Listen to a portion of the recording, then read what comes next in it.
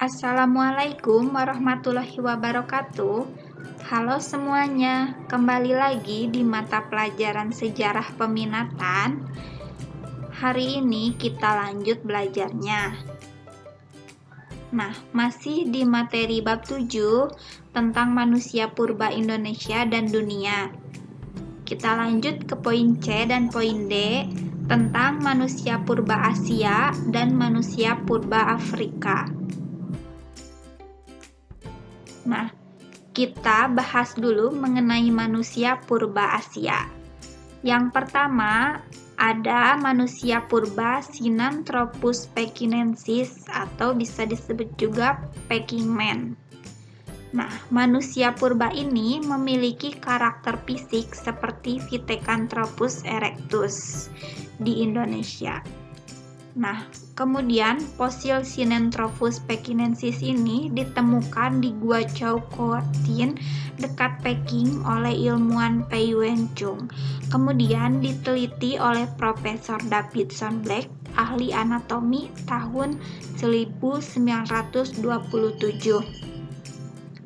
Kemudian diketahui juga Sinanthropus pekinensis ini memiliki volume otak sekitar 900 sampai 1200 cc.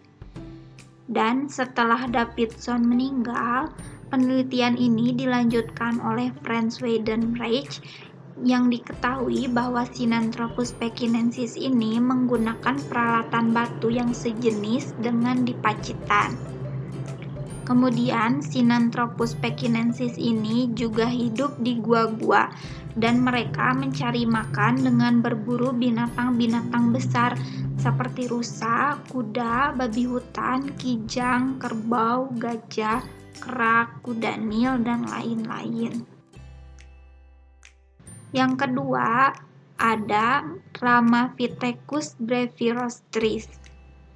Nah, pada tahun 1930 di Bukit Siwalik, sekarang Pakistan, J.L. Lewis dari Universitas Yale menemukan fosil makhluk peralihan antara manusia dan kera, tetapi lebih cenderung mengarah ke manusia, dan diberilah nama Ramapithecus brevirostris atau kera rama yang bermuka pendek. Kemudian kita lanjut ke poin D, ada manusia purba Afrika. Nah, yang pertama ada Sahelanthropus canadensis. Nah, ditemukan pada tahun 2001 di Chad, Afrika Tengah oleh tim peneliti paleontologi dari Prancis yang dipimpin oleh Michael Brunet. Nah, diperkirakan manusia purba ini hidup antara 7 sampai 6 juta tahun yang lalu. Kemudian, beberapa fosilnya ini telah hancur, tetapi tengkoraknya masih lengkap.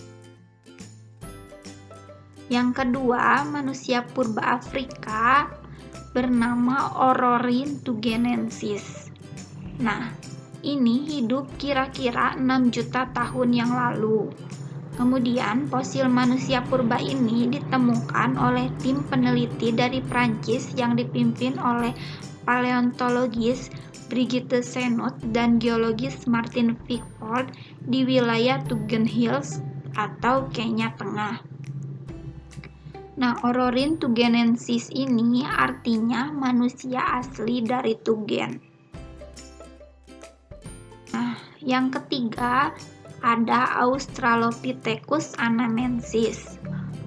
Pada tahun 1965, tim peneliti dari Universitas Harvard menemukan sebuah tulang lengan manusia di situs Kanapoy atau Kenya Utara. Diperkirakan tulang ini berumur 4 juta tahun. Kemudian pada tahun 1994, tim peneliti yang dipimpin oleh Mevleckay, seorang paleoantropologi Inggris kelahiran Kenya, menemukan rahang bawah dengan sejumlah gigi dan fragmen tulang di situs ini. Nah, manusia purba Afrika yang keempat ada Australopithecus afarensis. Nah, Ini adalah hominid yang hidup sekitar 3,9 sampai 2,9 juta tahun yang lalu. Dia memiliki tubuh yang ramping. Nah, para ilmuwan mempercayai bahwa Australopithecus afarensis adalah nenek moyang dari manusia purba bergenus Homo, yang juga berarti nenek moyang dari manusia modern seperti Homo sapiens. Nah, fosil ini hanya ditemukan di wilayah timur Afrika, Hadar, Ethiopia, dan juga di Ethiopia. Tepatnya di Omo, Maka, Vezes, dan Beloh Delhi, serta di Kenya yaitu di Kobifora dan Lotgam. Yang kelima, ada Australopithecus africanus. Diperkirakan hidup antara 2-3 juta tahun yang lalu di wilayah Transvaal, Afrika Selatan pada zaman Pliocene. Nah, disebut juga nenek moyang Homo sapiens, dan ada juga yang menyebut nenek moyang Australopithecus robustus.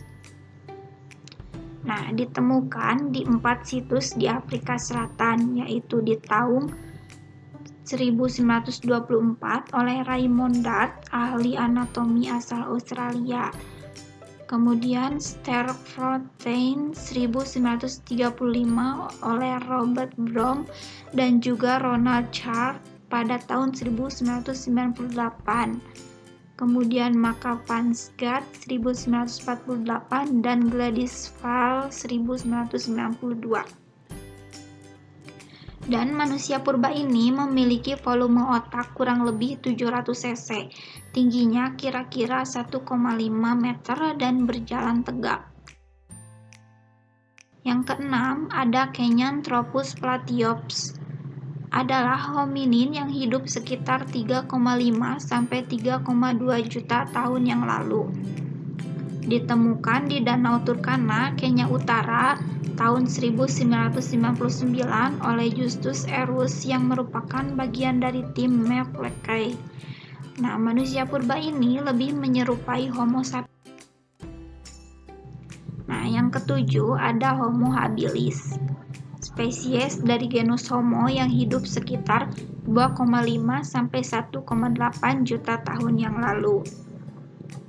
Ditemukan oleh Mary dan Louis Leakey di Tanzania, Afrika Timur antara tahun 1962 sampai 1964. Selanjutnya, Homo habilis ini memiliki tubuh pendek dengan lengan yang lebih panjang dari manusia modern. Diperkirakan manusia purba ini keturunan dari hominid Australopithecine. Kemudian memiliki kapasitas otak kurang dari setengah kapasitas manusia modern. Kemudian telah mampu juga menggunakan peralatan primitif yang terbuat dari batu. Yang kedelapan, ada Homo rudolfensis. Nah, adalah hominin yang ditemukan oleh Bernard Guineau, anggota tim yang dipimpin oleh antropolog Richard Leakey dan geolog Mevleckay tahun 1972 di Kobifora atau Kenya. Nah, manusia purba ini memiliki tubuh dan wajah yang lebih besar daripada tubuh dan wajah Homo habilis dan memiliki mental yang lebih kuat. Nah, manusia purba Afrika yang selanjutnya ada Homo ergaster. Ditemukan di Turkana Barat, Kenya. Fosilnya berupa manusia purba yang masih muda, berumur antara 9 sampai 12 tahun, berjenis laki-laki. Kemudian Homo ergaster adalah spesies hominin yang telah punah yang hidup di Afrika Timur dan Selatan antara 1,9